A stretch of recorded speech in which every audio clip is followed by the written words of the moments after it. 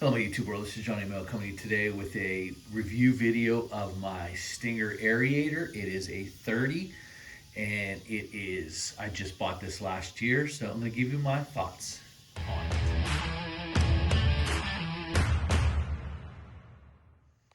Hello, YouTube world. Johnny Mel. It's aeration season. It's also Labor Day. Happy Labor Day weekend for everyone. Also, wanted to give you a little bit of an update. Remember, Labor Day weekend is the indication that you need to have all your winter money in your bank account for the winter. That's my cutoff date. So, having said that, I just wanted to give you a little update on my Stinger Aerator. I just pulled it out of storage. It's aeration season. As you can see, I got some seed in the back, making room for my last round of fertilizer. And I wanted to get this aerator up and running and ready to go. I used it last year. I put 10 hours on it. I bought it at the end of the year last year. Wanted to give you my opinion on it. What do I think about it? So far, it does everything that was advertised to do. It is hydraulically driven, hydraulic tines up and down. You don't have to worry about, tightening change. Those are some really cool features I like about it. It is as advertised. I really like it. In that sense. Now, in there are the tines. I actually lost one of the little knuckles thing here. So in there are the tines. Behind that plate there are the tines. So here's the button you step on to drop it, or you can use that button to raise it. And the tine control is right here. You can make that button go down, or you can make that button come up. It's up to you. I think I have it down. Yeah, so when I push the button, it goes down. So when I let off the button, it comes up. The problem is you have to pay really good attention. It's a big, wide platform, so it's not that big of a deal. But if you're not paying attention, you're going across the driveway or cement, and you accidentally hit that button, boom, it's coming down. And you could do some damage to the cement. Now, as far as comfortability, I don't have an issue with it. It has those little, as you can see, it has these little rubber things that kind of isolate you a little bit. It's comfortable. I mean, it's aeration. You don't have to walk. I do wish this paint is chipping, which I don't like. As you can see, my hands are pretty far away. I don't like that. As you can look at that. I mean, you can see that it's a stretch. And this is the only bar they have in the back for you to going in reverse. Now, you're not going to go in reverse a lot. Coming out of the trailer, obviously you do. So it's a little shaky. Not quite what for as much as this is, I would hope that this would have been a little bit more redefined. I'd like to see this bar adjusted somehow and come back a little bit. It's not slow, but it's not fast. It's probably 8 miles an hour. I mean, obviously you're aerating, so that's pretty good. This is your tine adjustment for your hydraulic tines, how much pressure you're putting down. Here is your gauge here. What I found is, in most circumstances, I wish, it seems like I'm up there around 600 a lot, especially in dry conditions. I know that's a lot of down pressure, so I'm not thrilled about that. If it's wet out, obviously I'm around 300 to 400. It seems to be pulling a good time. Nice that you can control this. You have a little locking feature under here. Nice. Engine's powerful. It's just powerful enough. If you're trying to go up hills and stuff, and the engine will, obviously it'll come down. Here's your fuel tank. No fuel gauge, so you're gonna have to monitor that yourself. Obviously, you'll probably check it before you start, so there's no fuel gauge there.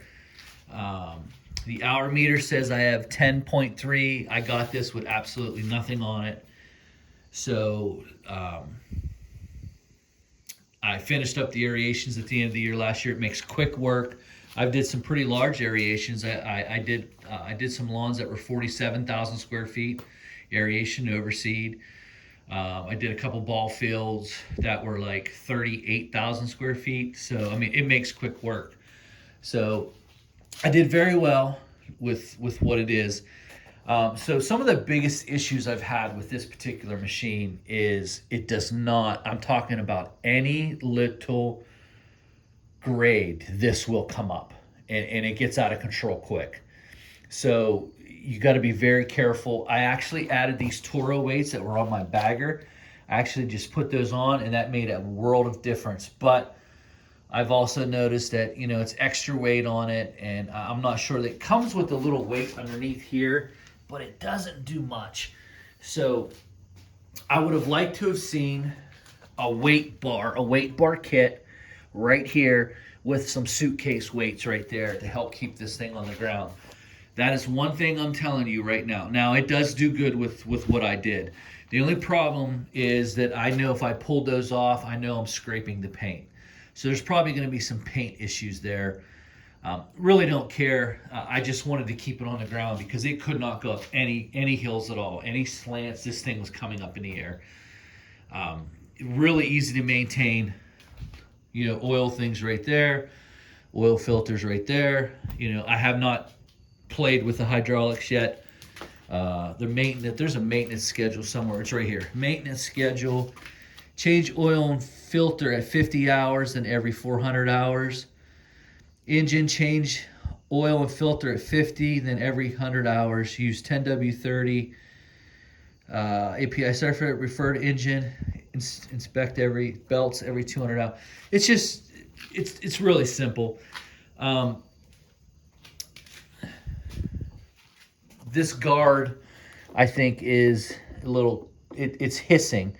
I think this little guard here is hitting on this metal part, and I can hear it hissing. But the biggest complaint that I would have is mainly this weight. This thing comes up in the air really quickly and really easily. Very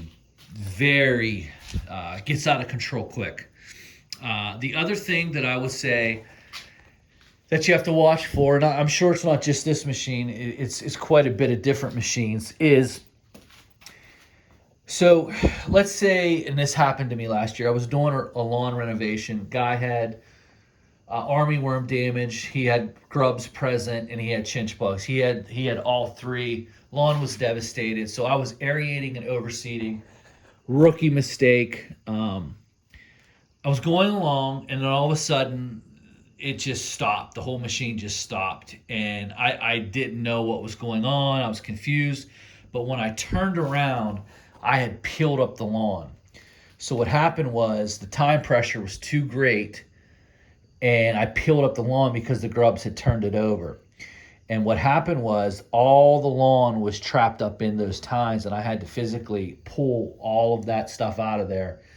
And it was a mess. So you got to be careful if your lawn is loose. You have a bent grass lawn and it's not rooted very well. You have to be careful on that time pressure because it will pull up. It pulls a good plug. Some of the things that I wish they would have done a little bit different. I wish the hole that the plug pulled was a little bit wider. As you can see, I'll come out here. It's a little bit dark, but I did pull some tines earlier today, right over here. Nice tine. It's about right where you need to be, 2.5, 3 inches. That's perfect. But as you can see, it's small, very small. I would have liked it to have been a little bit thicker.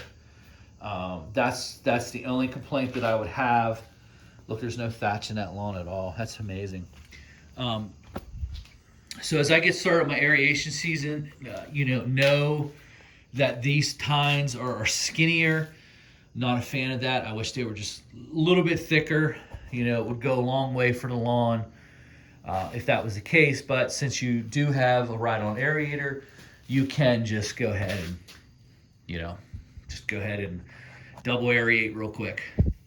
So that's my product review of the Stinger Aerator.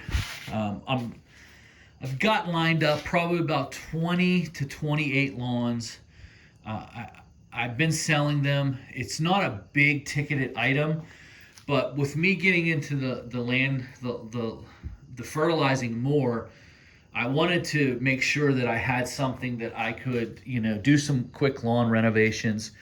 I'm gonna take you out front. I'm gonna show you what I did last year. I killed off my front lawn and I used this aerator. Let's go out front, see if you can see it. I planted turf type tall fescue with a hint of Kentucky blue. It's been so long since I've been with you, but this is my front lawn now. This is what it looks like. I killed the whole thing off, and this is how beautiful it came out. Unfortunately, right here, this little patch of bent grass, it's snuck back in. That's some rotten stuff, and that's why I killed it off, was because of that. As you can see, just perfect lawn.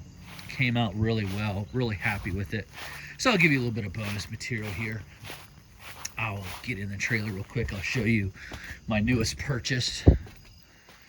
I purchased a new ride-on spreader.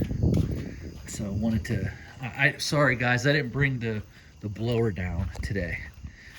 The blower's still sitting up in the trailer, up in the storage unit. But as you can see, I'm still fertilizing. It's dark in here. This is the Permagreen Supreme. This is my newest purchase. I bought it a month ago. I believe I have 20 hours on it. I can't see. You let me know. It's 20.9. The big mower's in the shop, so I'm using the stand-on. I got the Time Master. Still got all the Echo stuff. Got a little bit of chemical that I'm using. Some kickers. So guys, that's my time. I just wanted to give you a little update. It's a little picture of the Permagreen. We'll be doing a full review of that also here real soon. And guys, that's my time. I hope you enjoyed this video. Hey, if you liked the video, please give me a thumbs up. Give me some comments. Let's talk. You know, I haven't seen you guys in a while, heard from you guys, but that's what I've been up to. The reason why it's been so long is because of this part of the business. This part of the business is picked up to the point, I picked up 123 customers this year. This has got me going and going and going and going.